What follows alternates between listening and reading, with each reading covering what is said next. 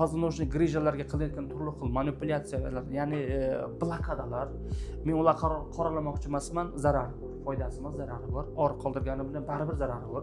Ikkinchisi, grijalar operatsiya qilgandan keyin ko'pchilik holda bu qaytib o'sib chiqadi. Maksimum 1 yil, 2 yilga bormasan chiqadi yana. Shuning uchun bugungi zamonaviy va tibbiy narodniy meditsinani birlashtirgan holatda biz ilon zahari bilan mana shu grijalarni to'g'ridan to'g'ri atrofiga inyeksiya ko'rinishida ukollarni qilib, turli xil fizioterapiyalarni qo'shgan holda mana shu kasallikka barham beryapmiz.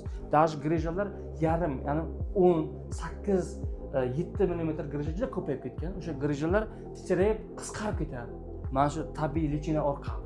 Mendan ko'p odam so'rashadi, grijani qanday davolaydi? Buning natijasi, bundan davo topgan odam sanog'i yo'q. Buni menimcha hamma biladi. Davo topmaydigan holatlar bo'ladi.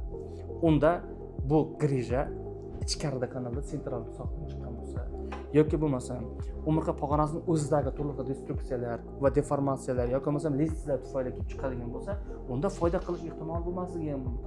Shuning uchun hurmatli grija va osteoxondrozdan davolanmoqchi bo'lgan, qiynalib yurgan bemorlar diqqatiga, albatta emirtini lampochkaga qaratgan holda tiniq qilib Telegram orqali tashlasangiz, men sizga davom tegadi, tegmaydi aniq ayta olaman.